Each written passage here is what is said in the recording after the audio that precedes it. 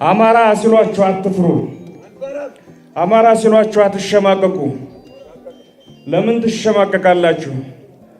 ከህንድ ውቅያኖስ ግብጽ ኤሌፋንታይን ድረስ አያት ቅድመ አያቶቻችን ተንከራተው ያቀኑት ስማቸው አማራ ነው። ስለዚህ ለምን ትፈራላችሁ? ትናንት ከሰሜን አቅጣጫ ስንባረር፣ ከደቡብ አቅጣጫ ሲገሉን፣ ከምስራቅ አቅጣጫ ሲያሳድዱን፣ በኢትዮጵያዊነት ስም ስንለምን አማራ ናችሁ ይሉን ነበር። መገፋቱ፣ መሽቀንጠሩ፣ መገደሉ፣ መሳደሉ፣ መፈናቀሉ መሮን ካላችሁንማ አማራ ነን ማለት ስንጀምር የለም ኢትዮጵያውያን ናችሁ ማለት ጀምሯል።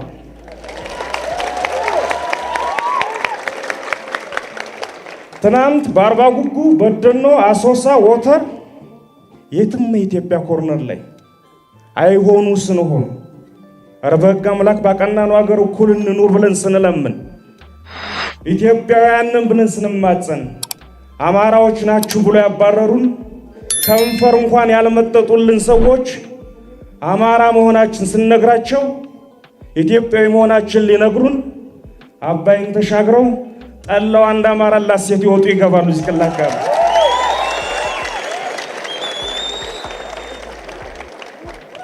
ማን በላይ ዘለቀልኝ ስለ ኢትዮጵያዊነት ደፍሮ የማስተማር ሞራል ልዕልና ያለው ማን ነው? የንጉስ ሚካኤልን የመይሳው ካሳን የሚዬ ምኒልክልኝ ስለ ኢትዮጵያዊነት ደፍሮ የመስበክ ሞራል ያለው? ሰሞኑን ቅድሙ ጓደኞች ሲሉን ታላቆች ሲሉ እንደነበረው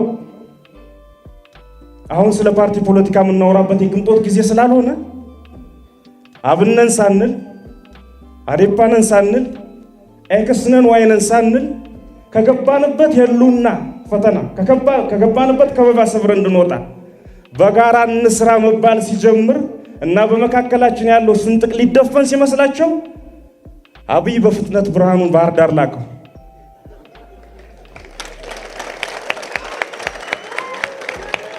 አልተሳካም።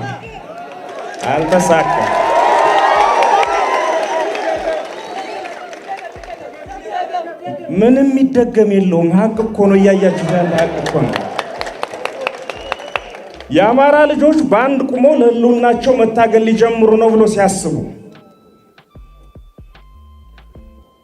የገጠማቸውን ከበባ ሰብረው ሊወጡ እየሞከሩ ነው ብሎ ሲያስቡ እና አብይና እነ ለማ አዲስ አበባ ላይ የጀመሩትን ፕሮጀክት በፍጥነት ማጠናቀቅ ሲፈልጉ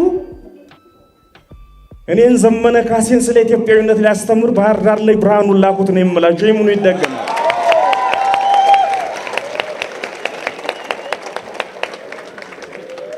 አዲስ አበባ ላይ በዚህ ቅጽበት ምን እየተደረገ እንዳለ ብትሰሙ ጨርቃችሁን ጥሉ ትችላላችሁ። ጓደኛዬ ማስረሻ ሲል ነበር ለውጥ ገና ነው፣ የለም ትግሉም ገና አልተጀመረም። ገና እንዳትሸወዱ፣ በአራት አቅጣጫ ከበባ ውስጥ ነን። እኛ አማራዎች ነን፣ ኢትዮጵያ እንወዳለን። ፊኒሽ። እኔ ኢትዮጵያን ለመውደድ የአባቴ ቀረርቶ ስሰማቸው ያደኳቸው ግጥሞች ብቻ በቂ ናቸው። ምንም ሌላ ሰበካ አልፈልግም። አይሁዳውያን እንደምታውቁት ለ1900 ዓመት ለ2000 ዓመት በመላው ዓለም ተበትነው በስቃይ ይኖሩ ነበር። የሁለተኛው ዓለም ጦርነት አካባቢ ሂትለራውያን የአይሁድ ወጣቶችን መንገድ ላይ ያነቁ ቢጫ መለያ ክንዳቸው ላይ ሲያስሩ እንደምንነካቸው ይሏቸው ነበር። አይሁዳዊ ስለሆናችሁ ወደ መገደያ ካምፕ እንድንወስዳችሁ ምልክት የሆናችሁ ዘንድ እችን ሪባን ሰሩ እያሉ ያስሩ ነበር። ከአያት ቅድመ አያቶቻችን ጀምረን በኖርንበት ሀገር ምንናገረው ጀርመንኛ፣ ምናስበው እንደ ጀርመን፣ ምንበላው ጀርመንኛ፣ ምን አድርጉ ነው የምትሉን ሲሉ በፍጹም አይሁዳውያን ናቸው አሏቸው። የተፈጠረውን ታሪክ ታውቁታላችሁ። ኦሮሞ ወንድማችን ነው ብለን፣ ትግሬው ወንድማችን ነው ብለን፣ ሀዲዬ ወንድማችን ነው ብለን ተጋብተን የኛም ባህል ሰጠን የሌሎችን ተቀብለን በመኖርበት ሀገር አማራዎች ናችሁ እያሉ ያሳዱናል።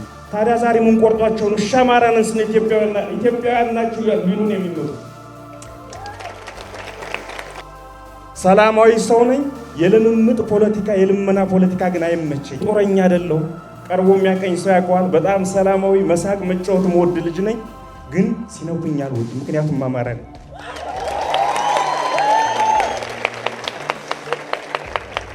በአራት አቅጣጫ ጠላቶቻችን ከበውናል።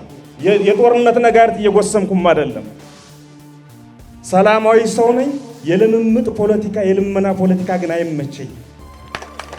ማንኛውም ማህበረሰብ በዚህ ፕላኔት ውስጥ ለምኖ መብቱን አግኝቶ አያውቅም። በፍጹም